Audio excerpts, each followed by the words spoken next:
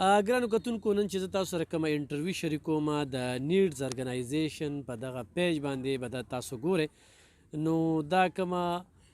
سوشل ورکر چې زما خوا کې ناسته د خپله پیژنګلو به راسره کوي او تر اوسه په سوشل ورک کې څه کړي دي یعنی تنظیم کې څه کړي دي نو خپله پیژنګلو راسره وکړي او څه به وایي سره السلام علیکم زما نوم مریم دی او مونږ بیسیکلی یو د دیر او افر دی اوسیږو دلته کې او د درګۍ ډګري کالج سټوډنټ هم یم مونږ د داسې ورکوټه شانتي تنظیم هم جوړ کړی دی د جینکو د اویرنس په باره کې د هغې د کوم تعلیم باره کې چې کوم مور پلار ماشومان ته د تعلیم اجازت نه کوي خاص طور باندې لوریانو ته د هغې دپاره نو هغې باره کې زمونږ زما خور سکول کې داسې جوړ کړی دی نو هغې باره کې مونږ ماشومان ته دا اویرنس ورکوو مور پلار ته خاص طور باندې ماشوم خو به غواړي خو چې هغې ته اجازت نه وي نو هغه به څه وکړي نو چې هغې مخې ته راپرېږدي په سپورټس باندې هم په تعلیم باندې هم سپورټس خو لکه بیا لر خبره ده چې هغې صرف تعلیم ته پرېږدي نو هغې باره کې نه پکې داسې څه ده چندې څه ضرورت شته خو صرف د هغې داسې یو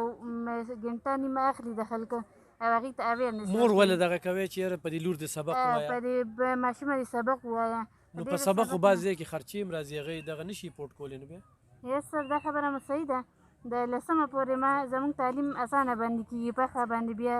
ډېره راځي لږه نه راځي خو سر د هغې دپاره مختلفې سکالرشپې دي کوم ته چې موږ اپلای وکړو بغیر د څه دغه مزاحمت نه موږ ته میلاویدی شي زما خپل ورور عبدالولي خان یونیورسټۍ کې دی هغه یو ځل فیس ورکړه چې دویم ځل فیس ته هغه کله راتله نو هغه نه پیپر پاتې کېده نو هغه خپل سر ته کول وکړو چې زما نه لکه زه اګزام نشم ورکولی که تاسو ما له څه چل کوئ که نه زه به نه ورکوم نو هغه له یې داسې سکالرشپ وکړو چې مطلب هغې له یې ورته وایي چې ته اوس اګزام له راشي زه تا له سیچل کوم سر ته یې معلوم مونږ ته نه نو هغه چې هسې خلک خپل ټیچر سره خبره وکړي نو هغه ورله وکړو نو اوس هغه ریګولر زما ورور یونیورسټۍ ته هم ځي مطلب د کرایې پیسې د کوره وړي نو د هغې دغه د سکالرشپ د طرفه دی د هغه چې کوم پیمنټ دی هغه 35,000 فیس دی هغه ولې هغې داخلوي دې ته هم سوچ څنګه راغی سر دا هم سوچ داسې راغی چې مونږ لکه بهر ملک هم وخت تېر کړی دی مونږ سعودي کې وو اوس دلته کې راغلي وو 5-6 کاله مو کېږي داسې نو لکه هلته کې بنده چې څه وویني نو څه ترې زده کړي نو زما ورور هغه لیدلي وو نو هغه مونږ ته هم دغه راکوي چې تاسو خپل کالج کې خپل سکولونو کې جینکو ته ووایه چې څوک د خپل مور پلار ځمکې هر څه نه خرڅوي کورونه تعلیم دپاره په دې کې مخې ته لاړ شي نو دې ته داسې لارې راوځي هغه یې وپېژني هغه ټیچرز یې ورته وښایي چې ماشوم قابل نو د هغه استاد هم نه غواړي چې هغه دا سکول پرېږدي سپورټس پرېږدي نو هغه ولې داسې لاره بیا راوښکي په څه طریقه باندې هغه پکې مخکې تللی شي تر اوسه هم څومره پورې جینکۍ دا دغه کړي وي چې هغې به تعلیم نه کړو ستاسو په وجه هغه تعلیم ته راغلي سر داسې لکه د هر چا خپل خپل ذهن دی خو زمونږ کار یې صرف اویر کول دي اوس عمل کول او نه کول هغه پرې د هغې کار دی د دې کې خو مخې ته له ښه ډلو هم راځي مشکلات به هم راځي چې ځه نو بیا خپل مشن پرېږدی که نه نه سر داسې خو به نه کوو کوشش به کوو د مخې ته پکې د تلو نه لکه زما مور هم تعلیم نه دی کړی زما بابا هم نه دی کړی خو هغې بیا مونږ ته به دومره دغه راکوي چې تاسو کوئ دا زما ورور دی یو ورور مې دی صرف هغه زمونږ سره لکه ډېر زیات سپورټ کوي هغه زمونږ یو سپورټ فیسټیول نه میس کوي زمونږ نه زمونږ د کالج یوه ورځ زمونږ نه میس کوي هغه چې څومره وس کېږي په هغه ارګنایزیشن کې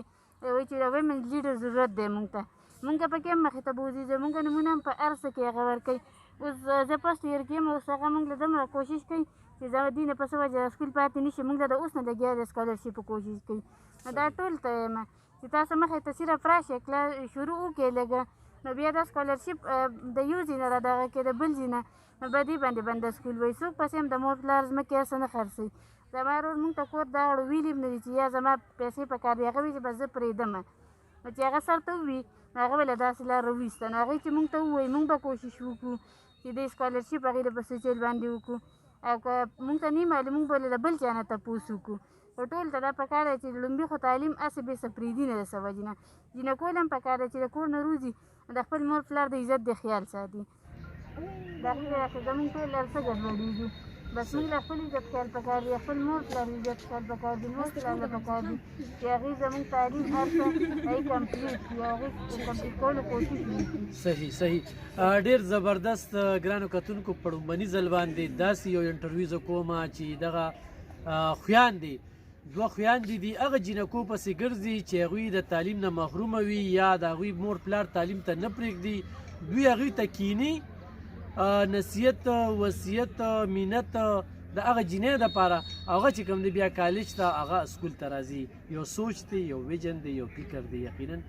چې هره جینۍ دغه شانتې سوچ ولري نو زموږ د معاشره به تعلیم یافته میندې را پیدا کړي تعلیم یافته پیغلې به مخې ته راشي نو دا ډېر کمو خلکو ته دا سوچ وي او دا مې درسره